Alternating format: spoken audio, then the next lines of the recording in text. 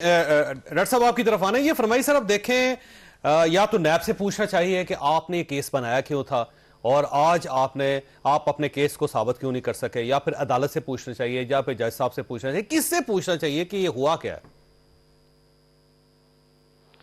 बिस्मिल्लाहिर्रहमानिर्रहीम। देखिए, ये बहुत ज़रूरी बात आपने कही है।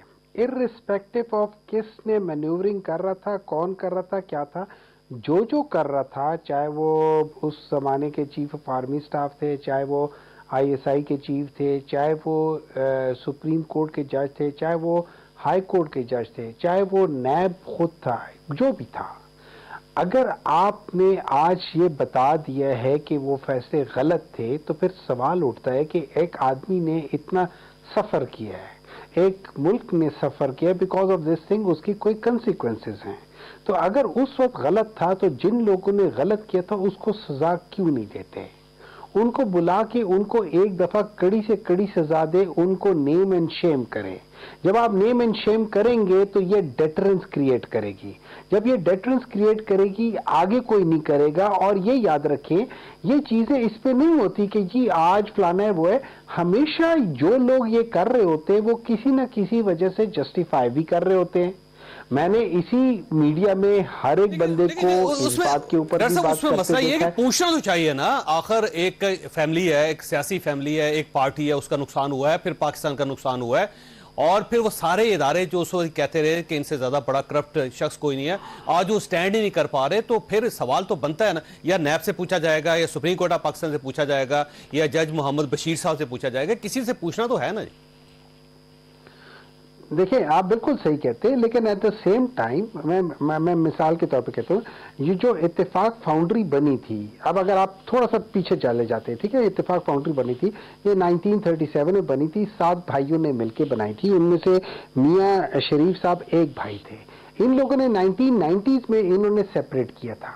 बाकी जो शरीफ एम्पायर बना है, जो शरीफ एम्पायर बना है, जो मियाँ शरीफ साहब और मियाँ शहबाज शरीफ साहब और मियाँ नवाज शरीफ साहब और इनके तीसरे भाई जो थे, जो इनकी जो एम्पायर बनी है वो 1990s ऑनवर्ड्स बनी है। ठीक है, अब सवाल ये हो जाते हैं कि जैसे अभी कल की बात है, कल शहबाज शरीफ साहब कह रहे थे कि फलाने रमजान शुगर मिल में मुझे इतने लाख बनते थे, मैंने नहीं लिए। उनसे सवाल पूछने चाहिए, इनको ये शुगर जो ये जो जो जो मिल इनका लाइसेंस इनको कैसे मिला? डॉक्टर साहब सर एक मिनट, नहीं सर जी ये सॉरी सर, ये 1990s की बात है सर, ये 1990s की बात है। फैमिली के पास क्या था सर आज से 3 साल पहले, 3.5 साल पहले? पकड़े सर, पकड़े खुलती है पकड़े सर, सबको पकड़े जा सकते हैं, सर, सबको पकड़े। मैं तो ये चाहता हूं कि सबको पकड़े। मैं तो चाहता हूं सवाल पूछा जाए कि इन सब लोगों को शुगर मिल्स के लाइसेंस कैसे मिले। और सर जी, आप एक काम करें, आप फरक गोगी से शुरू हो जाए और आखिर तक जाए ना, आप फरक गोगी से शुरू के आखिर तक चले जाए, लेकिन उन लोगों को पहले पकड़े जिन लोगों की पब्लिक जो पोजीशंस थी, जिन लोगों ने जो चीफ मिनिस्टर, प्राइम मिनिस्टर, फलाना मिनिस्टर रहे, उनके पास ये लाइसेंस शुगर मिल्स के कहां से आए हैं? मुझे और आपको क्यों नहीं मिल लेते?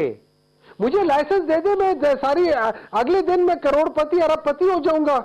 मेरे पास अगर आज 1 रुपए भी नहीं है, आप मुझे लाइसेंस दे दे, आप देखिए अगले दिन मैं अरबपति हो जाऊंगा। कमीशन बनाया था ना, आप कमीशन को 2 दिन नहीं चला सके, उनसे भी पूछे ना, वो सारे निकल के बाहर खड़े हो गए, आप कुछ नहीं कर सके थे उस वक्त। Sir, that is exactly what happened, that is exactly what happened, that is exactly what happened. ये माफियाज में है कौन? शुगर माफिया है, पावर माफिया है, हर किस्म के माफिया है। इनमें है कौन? इनमें 3-4 फैमिली आज भी आपकी पार्टी के अंदर बैठा हुआ है। आप देखें तो नहीं डॉक्टर साहब, वो अंदर बैठे हुए हैं भाई, और खामोशी से आप उनको तलाश करते रहते हैं, उनमें से एक शख्स भी बाहर नहीं निकलता, अपनी जान गोहर जान पेश कर रहा है, गोहर खान से पेश कर रहा है, पार्टी को सारे गायब हो गए शुगर माफिया वाले। वैसे मुझे डॉक्टर साहब मुझे ब्रेक लेने दे, आपके पास एक सवाल छोड़ के जा रहा हूं कि इमरान खान साहब माइनस हो रहे हैं, तो पार्टी में से कोई एक शख्स भी ऐसा नहीं था जिसको आप चेयरमैन बना सकते, आपको चेयरमैन भी उधार लेना पड़ गया वकला से। छोटी सी ब्रेक के बाद दोबारा जरूरत।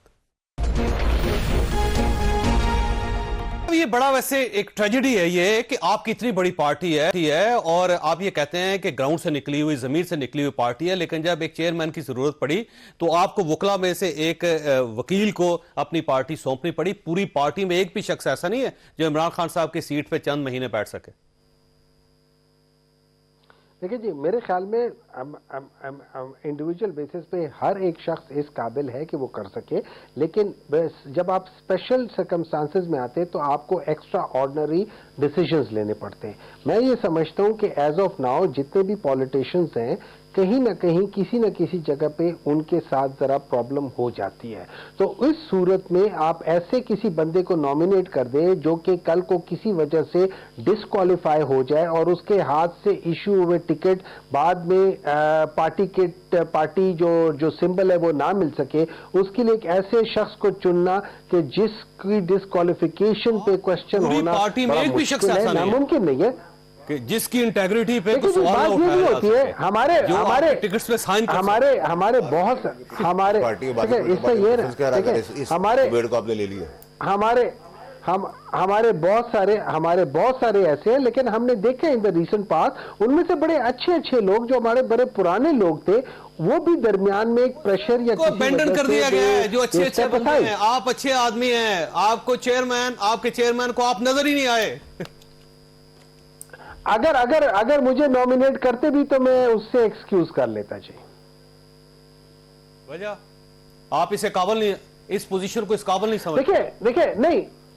देखिए इस तरह है। मैं एक बात बताता हूं, जब आप किसी एक बंदे को अपना लीडर मानते हैं तो उसके डिसीजंस को आपको फॉलो करना होता है इन डिसिप्लिन, ठीक है।